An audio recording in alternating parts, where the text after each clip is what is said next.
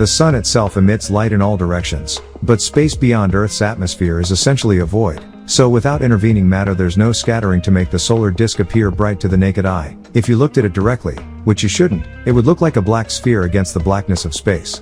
What we see in published images is the result of specialized filters, false color processing and enhancement techniques. Instruments like space telescopes use detectors tuned to particular wavelengths, for example, ultraviolet or X-ray, and then map those signals into visible colors to highlight features such as sunspots, prominences and flares. Those colored images help us study solar activity, but they're not what your unaided eye would see in unfiltered space. Throughout the 1960s and beyond, Dr. York sought alliances with various black religious and cultural movements. He reached out to the Nation of Islam leadership, first under Elijah Muhammad and later to Louis Farrakhan, proposing joint efforts toward community uplift and doctrinal exchange. Although both leaders recognized his scholarship and oratorical skills, Farrakhan, for instance, called him a phenomenal speaker, the collaborations never fully materialized. Negotiations typically stalled over doctrinal differences or organizational priorities. Elijah Muhammad saw Dr. York as a prophetic successor, but internal disputes halted any formal merger, and later overtures to Farrakhan likewise remained confined to economic cooperation rather than theological unity. Fear of death often stems from three main sources: attachment to the physical life, cultural and religious conditioning, and uncertainty about the afterlife. Many enjoy youth, health and earthly pleasures. Once we associate life with enjoyment, the thought of relinquishing it can be unsettling. Doctrines portraying death as punishment, for example, eternal fire, instill anxiety, even if deeper teachings describe a transitional journey. Although some belief systems teach that death leads to renewal or bliss, most people haven't directly experienced it, so natural instinct prompts self-preservation. Ancient civilizations like Egypt viewed death as part of a life cycle. Elaborate funerary rites, protective spells and monuments expressed confidence in an afterlife. Modern fear persists because many lack that reassuring worldview, remaining focused on the tangible here and now rather than the spiritual beyond. According to the Holy Tablets, Chapter 3, The Scientist, verses 281 to 370, Krill is described as an agreeable humanoid Rumardian sent as a teacher. These verses explain that advanced beings from the early morning star, Venus, incarnate into human form to guide the Asiatic black race. While Master W.F. Muhammad always affirmed Elijah Muhammad's teachings as accurate, he clarified that Elijah Muhammad himself did not claim to be the lawgiver, i.e., God incarnate, but rather that his mission was ordained by a higher being. Thus, Elijah Muhammad was indeed aware that his guidance came through an incarnated deity, referred to in the tablets as Krill, but understood that Krill worked through him rather than being his personal invention. The master teacher's cosmology is set out in All Expanding, verses 37 to 45. The omniverse is all space without need of movement or growth, encompassing every realm and plane. Within it, the multiverse comprises all things with movement and growth, such as galaxies and living systems. The triverse represents the reactions between forces, creating new places or outcomes, while the dual verse embodies polarity, opposing principles like light and dark.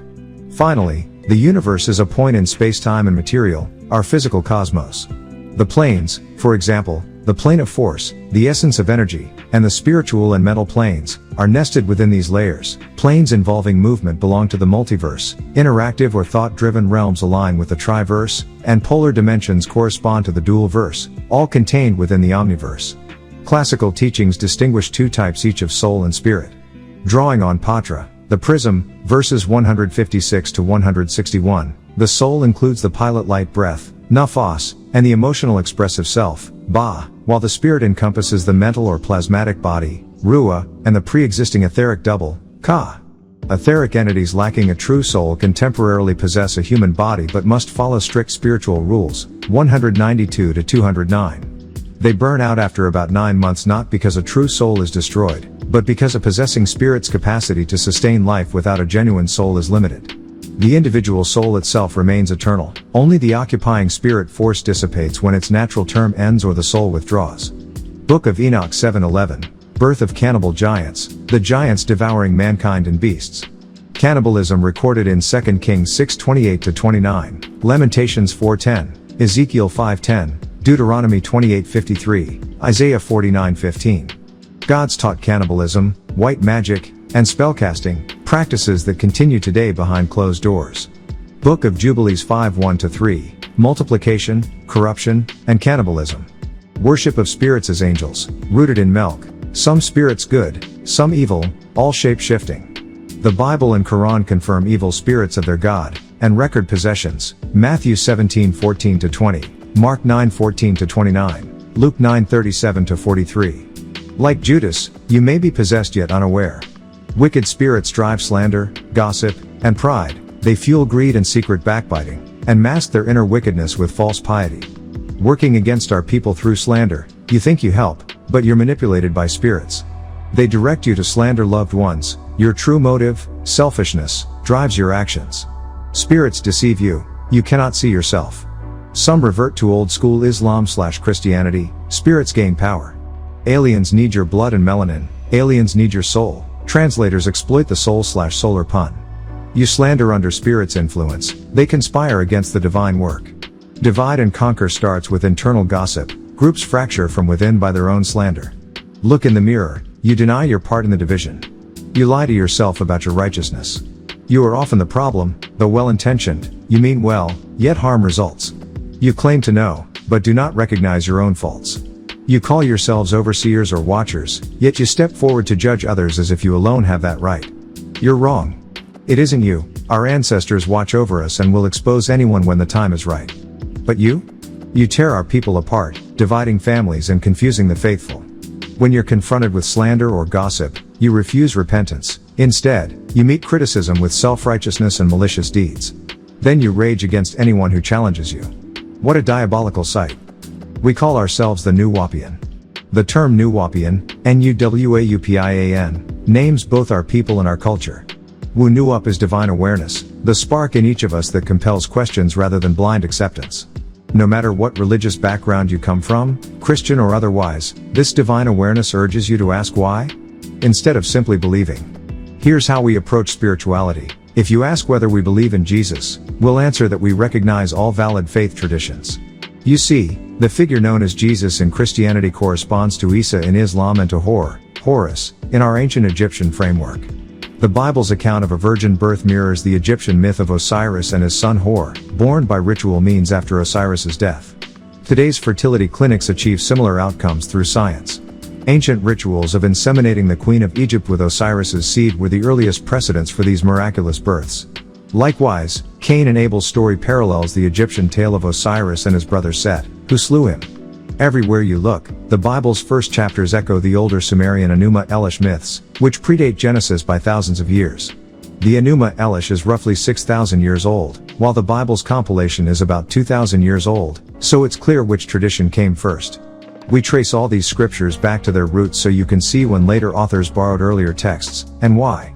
For example, the Hebrew term Elohim in Genesis is plural, implying a council of gods, extraterrestrial visitors from star systems like the Pleiades, Platysoctus. In Sumerian lore, they're the Anunnaki. In the Bible they're called the Nephilim. These sons of God descended, mated with humans, and their offspring corrupted the earth. Such acts are hardly divine. When you worship without understanding the origins of these stories, you risk misplacing your spirit force on images that don't represent you. Observe how every culture depicts its deities in its own likeness. Buddhists see the Buddha in Asian features. Europeans imagine Jesus with Caucasian traits. Arabs envision Muhammad as an Arab. Yet black Christians still worship a white Jesus. From childhood nursery rhymes, Mary had a little lamb equating Jesus with a white fleece, you're indoctrinated with imagery that doesn't match the scripture's own description. Hair like wool, feet burnt like a furnace. Our mission is to awaken everyone, to teach people to question, research, and reclaim their own spiritual heritage. We don't convert or coerce, we simply present the evidence and let individuals choose. Spiritual knowledge is revealed in stages. Just as our master teacher in 1963 said, "I come to give you what you want, so you can learn to want what I have to give," we introduce concepts at the level people can handle. Over time, they advance to deeper truths. Positive 9 ether represents natural, ascending order, growth, harmony, perfection, life-giving forces like dark energy and dark matter, and is symbolized by black, carbon. Negative 6 ether embodies chaos, man-made corruption, decay, and destructive forces such as fire and lightning, and is associated with white, destruction, and unnatural creation. Throughout history, dark races have built enduring monuments in harmony, while light races have invaded and destroyed those civilizations under light religious ideologies, Torah, Gospel, Quran. In Abrahamic scriptures, God is depicted as light and fire, reinforcing the ideology that brightness equals purity and dark equals evil. We call on all NWPUians to reject teachings of a white deity and embrace the truth of the black, life-giving force. Recognize how religious traditions have perpetuated self-hatred among darker peoples. Mitochondrial DNA, passed maternally, determines ancestral heritage. Mixing with darker lineages strengthens future generations. Neglect leads to cultural decline. Our cosmic origins include Nagaru star-seeded lineages, deeply melanin-rich, solar affinity, and Caucasus, lunar affinity, require intermixing every 300 years, as well as violet children, hybrids of red giant, Betelgeuse, and blue-white giant, Regulus, energies emerging since the 1960s. Spiritually, the body is the shell, the spirit is the conditioned force, and the soul, unconditional life force, connects to the ancestral realm. After death, the soul travels to Orion or Sirius, guided by the opening of the mouth ritual. After carrying out the ritual, the priest of Amun was regenerated. The lineage of Aten continued through union with Nefertiti, an Israelite. When Nefertiti ended that line, all their offspring were female, except for Tuts, the final child. Tuts, the last male descendant, was entombed in a golden sarcophagus, earning him the title Golden Child. He was revered as the third incarnation of Amun, prepared to be preserved and reawakened. Today, scientists discuss cloning and reactivating mummified rulers like Ramses II, whose DNA remains intact. In the Bible, early humans lived extraordinarily long lives thanks to direct access to the tree of life. After Eden closed, occasional genetic realignments interrupted this vitality. Sarah, barren wife of Abraham; Rebekah, wife of Isaac, who conceived after prayer; Leah, whose womb was open despite her sister Rachel remaining barren; Elizabeth, childless until divine intervention; Enoch, taken at age 365; Methuselah, who lived to 969 and passed his gift to his son; and Noah, perfect in his generation, living to 950 years. As genes mixed and conditioning effects accumulated, lifespans shortened. Breast milk provides mitochondrial DNA and critical immunizations, emotionally bonding mother and child. Formula disrupts this link, weakening genetic and metabolic resilience. Environmental factors and trauma can alter gene expression, epigenetic changes that pass through generations, affecting health and resilience among descendants of the African diaspora. Melanin not only protects skin but influences neural and organ function. Those with higher melanin fare better under increased solar radiation, while those with recessive melanin age faster and face genetic decline. The original Nordic race is fading. Through interbreeding, they sustain influence by integrating spirit forces and shared genes. Projections suggest that by 2060, pure Caucasian subraces may vanish, replaced by mixed descendants. True liberation requires patience, compassion, and cultural affirmation. Unity among people of African descent counters historical divisions. Cultural markers, such as traditional braiding and dress, reinforce identity, while spiritual science combines genetic insights with metaphysical principles to guide communal healing. Embrace epigenetics and genealogical study to understand how today's choices shape tomorrow's generations. Each person can contribute to collective resilience by living consciously and upholding cultural values. At the heart of it all is the Anunnaki genetic program. These extraterrestrials engineered humans for very specific purposes, and their influence still echoes in our behavior today. Whenever someone seems inexplicably compelled to dance, it isn't mere whim, it's genetic programming.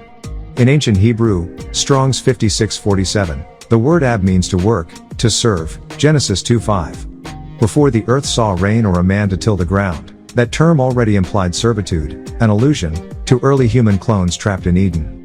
In the Garden of Eden myth, the serpent was the Anunnaki god Ningishzida and the woman was Eve. Ningishzida taught Eve the Kama Sutra and introduced her to the yin toxins, the hallucinogenic compounds of the fruit that the West later misnamed apple. Under its influence, Eve saw beauty, wisdom, and desire, hallucinated divine knowledge, and learned carnal intercourse as we know it today. This shift sparked the first marital power struggle. Adam and Eve argued over who would dominate which position, because pleasure had become quantifiable. Eden itself was less a paradise and more an enclosed work camp for Earth's precious resources, gold mines, in places like South Africa and Zimbabwe. The central hub, called Beka Kush wine, eventually became Mecca's Kaaba, its red stone teaching rites of sex and longevity. Eve passed Ningishzida's knowledge to Adam and their children, promising extended life in exchange for sharing his elixir. According to Genesis 1:26, the Anunnaki decreed humans should have dominion over every living thing. But instead of stewardship, they taught us war, genetic manipulation, and environmental exploitation, polluting the seas, engineering agricultural diseases, and creating hybrid beasts, winged horses, bull-headed men, lion-eagle sphinxes. Not all Anunnaki agreed. Enlil opposed their crossbreeding experiments and resentfully ordered the destruction of these primitive workers once they became self-reproducing. His struggle with his half-brother Enki, the water god who first scouted Earth, culminated in titanic conflicts. Psalms 82:1 even alludes to a divine council judging gods. Enki argued for creating a servile worker, hence let us make man in our image, and the ensuing genetic splicing with Cro-Magnon stock. Those early experiments yielded beings from 12 inches to 12 feet tall, with extra digits, fur, and other anomalies. To extend human life beyond its natural span of under 100 years, the Anunnaki transplanted the tree of life here on Earth. 7 immortal women were cloned, then their first true offspring, Adam and Titi, reproduced normally and had to be isolated due to their illumination. Later, biblical figures like Hagar, an Egyptian servant of Sarah, and Abraham's uneasy departure from Egypt reflect these deep ties between human leadership, divine genetics, and political intrigue. Angels in Genesis, for example, the 3 visitors to Abraham in chapter 18, the 2 to Lot in chapter 19, appeared as men, much like the angel Gabriel appeared to Muhammad in white robes, who initially mistook him for a human teacher, as recounted in Thomas Patrick Hughes' Dictionary of Islam, page 223. Throughout history, during famines, migrations, and the building of sites like Peru's Pumapunku, the Anunnaki manipulated genetics, mastered engineering, and fought civil wars. Lalu, the serpent of the South American pyramids, built a precision-cut city in a single divine day, Psalm 90, only to be destroyed by Enlil's forces and flee to Mars. His falling star projectiles became the giant stone spheres scattered across the Americas. As human populations exploded, spurred by Anunnaki-engineered fertility and longevity, they pressed against the 6,000-year timetable etched in Genesis.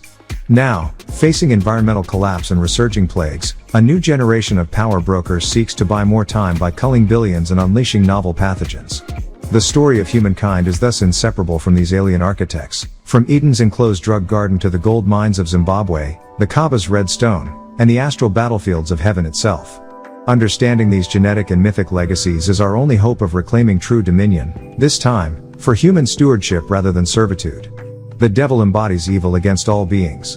Devils appear in every race and color. Some are by nature, others by defection or conversion, for example, black devils or Negro devils. A devil prioritizes only its own desires, indifferent to others' feelings.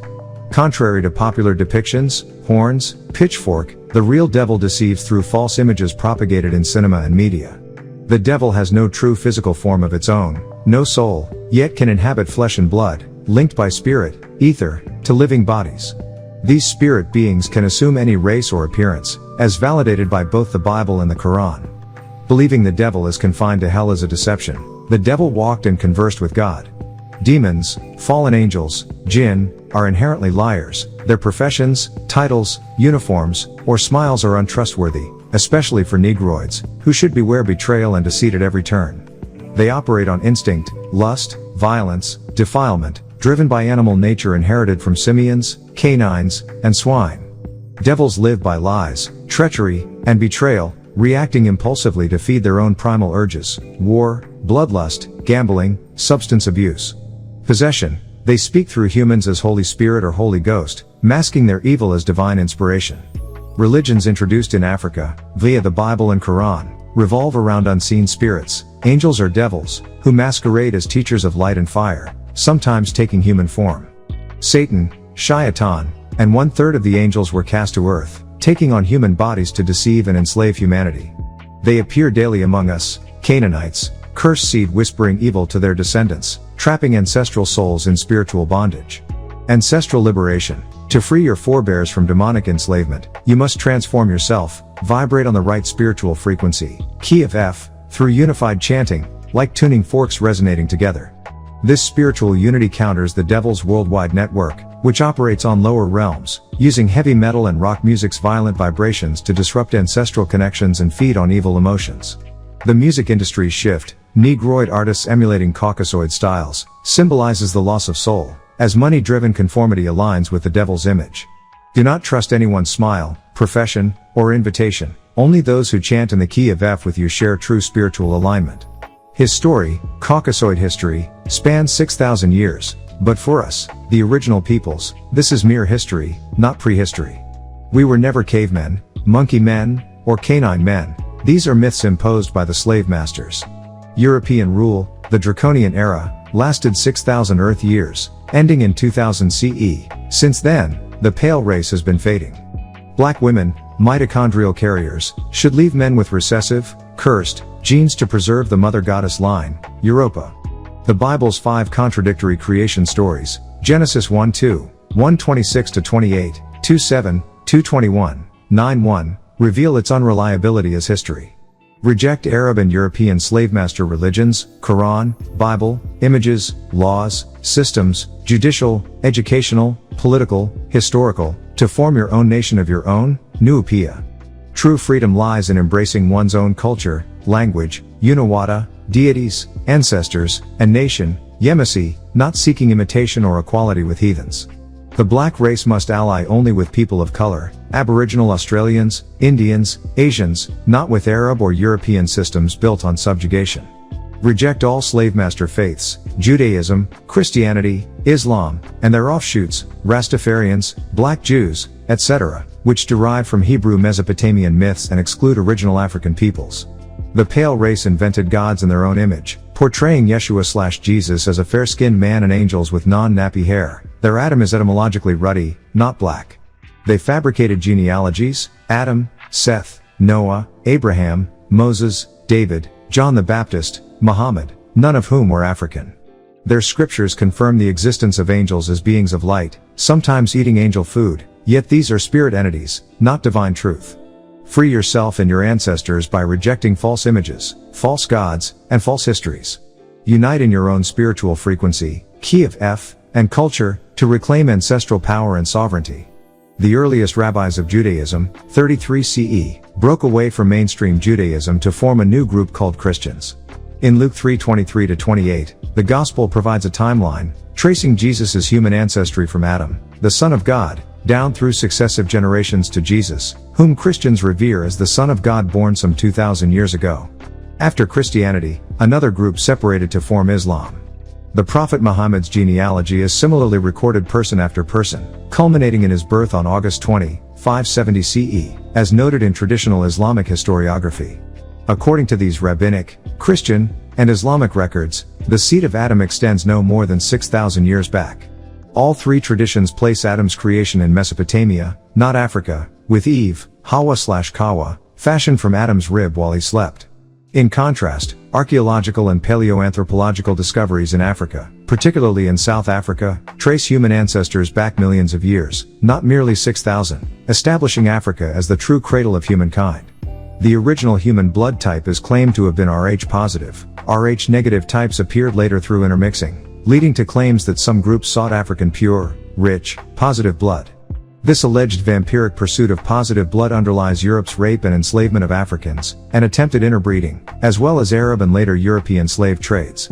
According to this view, Cro-Magnon, Nordic, Europeans, primarily Rh negative, invaded to obtain Rh positive blood. Women with Rh negative blood were supposedly used to eliminate the positive offspring of mixed unions. Similar attempts were made with indigenous peoples in the Americas and elsewhere. Both Christianity and Islam developed white and black branches, each maintaining separate worship spaces and cultures, ultimately venerating white-skinned interpretations of Hebrew scriptures rather than authentic African traditions. Modern translations of the Sumerian cuneiform tablets, discovered 1845 to 1847 CE, reveal that many biblical and Quranic narratives were plagiarized, complete stories of deities and events that were later abridged or altered. Africans possess their own ancient histories, oral, written, and archaeological, unrelated to Hebrews or Arabs. Africa remains the planet's richest continent in natural resources, yet Africans have been exploited while being told their salvation lies in foreign religions and cultures. Africans should embrace their own languages, flags, music, dance, cuisine, and spiritual systems rather than adopt external faiths. True unity requires grounding in facts, not imported beliefs. Only by rejecting the hypnotic religious spell of ignorance can Africans worldwide achieve mental, physical, and spiritual unity. Esoteric teachings hold that every 24,000 years sees the birth of a reformer, an incarnate supreme being who renews humanity, guided by 9 etheric forces to raise Africa from its subjugation. The oppressive dominion of the Caucasoid race, whites, is said to be drawing to a close, as foretold by biblical and esoteric prophecies. 6,000 years from 4000 BCE brings us to the end of this epoch. Africans must awaken to their own heritage, reject foreign dogmas, and unite under their ancestral truths to usher in a new era of justice and self-determination. Ancient texts explain that when a people fail, a new people rises to replace them, making us the replacements who inherit the legacy of those who lived by the Adamite tradition under a new wave-encoded principle called NWPU. Archaeological and scriptural evidence suggests that before 200,000 AD, the Bible and Quranic teachings, and the 6,000 years of Adamite rule, expired, and many have been deceived by foreign dogmas. True knowledge comes from remembering our origins as the original African race, whose divine nature we have largely forgotten. Modern human genomes, 24,000 genes, actively interface with consciousness and environmental influences. Satellite DNA, the unused 76%, expands with shifts in awareness, increasing our capacity for information. DNA acts as a fractal antenna, interacting with the zero-point energy of space-time. Thus every species is uniquely shaped by its beliefs and surroundings. Alien visits and gene mixing traces human variation through the male Y chromosome, which remains constant across generations.